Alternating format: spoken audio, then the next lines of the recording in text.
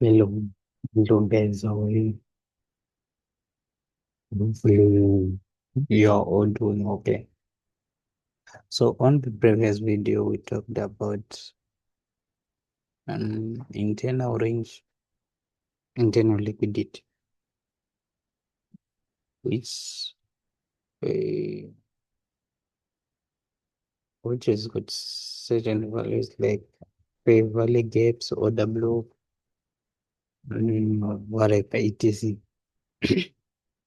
So today I want to talk about um, what we call fair value gap and inversion fair value gap. Okay. So as you all know that I said this will be the candle number one and this will be the candle number two and this one is candle number three. So between candle number one and this, because this is the open, right? And this is the close. This one close bullish. Let me zoom out so that you can see.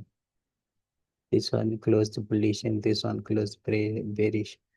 And this one also closed bearish. So the low of this candle in the eye of this candle, candle number one, candle number three, that forms a fair value gap. Okay, the difference between the low and the high of this candle, that forms what? A fair value gap. So this is a normal fair value gap. Okay, in this instance, let's use this one. This is a fair value gap. Okay, as you can see, candle number one, candle number three, candle number two. So the difference between candle number one and candle number three is what? Is a fair value gap. So this one is a what? Is a bearish fair value gap. So we must use this bearish fair value gap as we are going to accept sales going to the what? The downside. So this fair value gap was used, okay, was used to support price to go at to go to the downside. So this one works as a what? As a bearish fair value gap. Okay, this is not an inversion fair value gap. This is just a simple fair value gap which works as a what? As a normal fair value gap without it being inverse or whatever.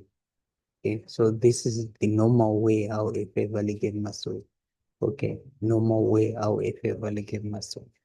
So we want to look at the difference between this one now and this one. Okay, so look at this one. This is a fair value gap, as you can see, as you can all see.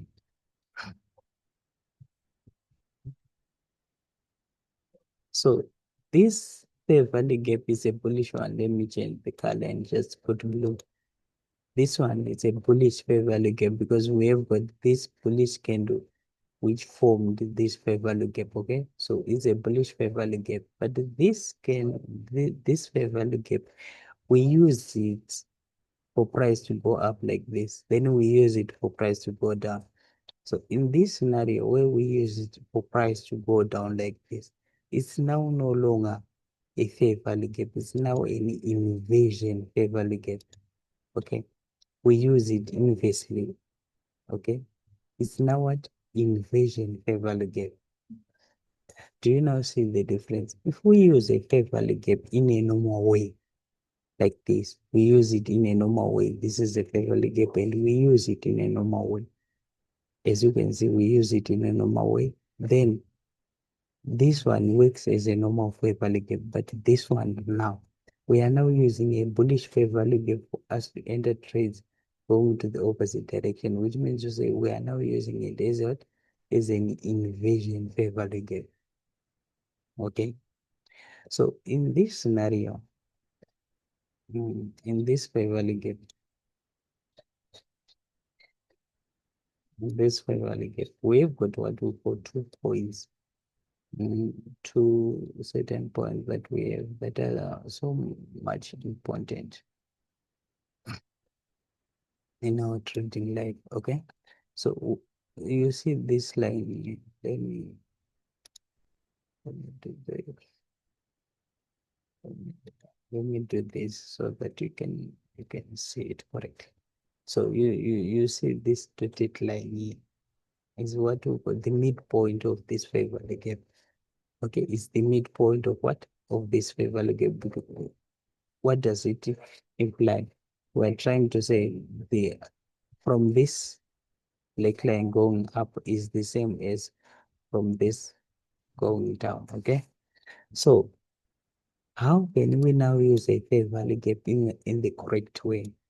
So when we are going up, okay, if we want to look for trades that are we are bullish, right? We want to look for buys.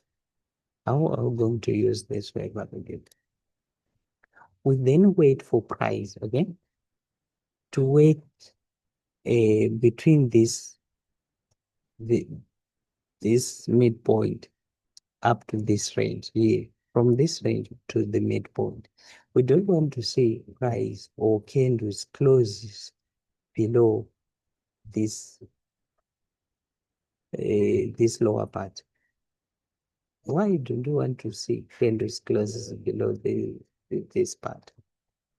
I will show you that. Okay, as you can see, a price came and goes, and it comes and it shows you some respect to this fair value gap here. So this is what we call respect when we see candles closing above the CE of this fair value gap or the midpoint of this fair value gap. This is what we call respect. Okay. So when you see candles closing above, it shows some respect, saying this one and this side, this side and this side. When we are going down, this side will be what? Will be premium, and this one will be discount. Okay. So vice versa, when we are going up, this one will be what? Premium, and this one will be discount. So we want to see price respecting this upper part of our fair value gap. Then when you see price respecting this upper part of our fair value gap, we are so sure that the market is what is going to go up to a certain one, to a certain level. As you can see, it is all these candles are closing above the CA. So this is respect. And what are we targeting? We're targeting relative equalize here, which I talked about in the previous videos. And I said this relatively equalize their point of liquidity that we might look for. Okay, as you can see, we also have this fair value gap here. So if you are going to draw, this is now a bearish fair value gap here. Okay, so this bearish fair value gap was used correctly, like this one was used correctly. So as you can all see, the candles come above here and it didn't come to this CE. Then it came here, it came here. It didn't pass this level here. Okay, so this is what we call respecting the fair value gap, because we just want to see the other part being left open of the fair value gap. We don't want to see it being used fully. Yes, the market might be doing that in other senses. It might be doing that, but we want to see it being left open to some point. Okay, this upper part. If you were to go down, this lower part, want to see it being left open if you were to go up. As you can see, the market just uses the lower part, and every candle closes below this fair value gap, showing some respect. Wicks are only there to make what? Damages. Wicks are only there to make damages. So whenever you see wicks are there to make what? To make damages. The real game is between the body, the open and the close of the candle. Wicks doesn't matter much, but wicks only causes damages. We'll then talk about wicks later on. But as of now, I want you to go to your charts, right?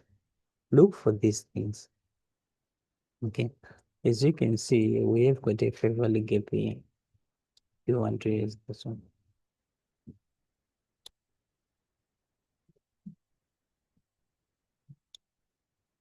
Okay, look at these candles, how they are respecting this upper this lower part. Okay, so that is how the inversion fair value gap works like, and the fair value gap, the original fair value gap, like the one which is not inversion. So this one, as I said, is not inversion, but this one is inversion because we use it to take trades going the opposite direction of the original what? The original candle that makes what? That makes the fair value gap. So this one is an inversion fair value gap, but this one it's not inversion fair value gap. And this one also, it's not what? It's not inversion fair value gap.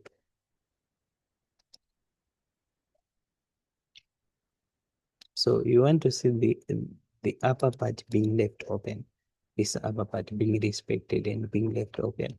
As you can see, we only work out on the lower part. Okay, this is the lower part of the fair value gap. So this is all that you want to see whenever you are using a fair value gap. If you see candles overlapping this side, okay, you just have to wait a little bit for more confirmation. Okay, wait for a little bit for more confirmation. And whenever you see candles just respecting the lower part of the fair value gap, which means to say the market is just smooth. Okay, smooth. So when you see this happening here, okay, this candle overlaps and it comes here, take out this relatively equalize. Then we also have this fair value gap here, which was being respected. And you see the lower part was the only one that was affected, and the upper part was left open. So this was a sign saying what? We're going what? We're going low. As it was taking out this one, this part here. Okay. Let's say you was in a buy and you see it taking out this lower part here. Then you are already messing up with market. So as you can all see here, it goes down and it comes up, and it respected the upper part of this inversion fair value gap. Now this is one is inversion fair value gap. Then it drops down to the downside. Then it forms another fair value gap. Then it revisited it and it respects the what? The upper part. Then it goes down and down and down and down and down. Okay?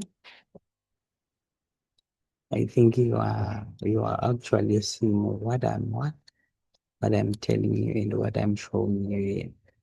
There is nothing much that I'm going to talk about. Some of you are already advanced, but these videos are certainly for those that are not getting it whenever they are seeing or whenever they are being taught by someone else. Okay, so this is the definition of inversion fair value gap and the original fair value gap that we have. So inversion will be used the opposite side, and the original one will only be used to enter trades that are in conjunction with the market. Okay, so it supports the market. So till we meet again, folks. It's bye bye for now. This is Silver Bullet. I'm signing out.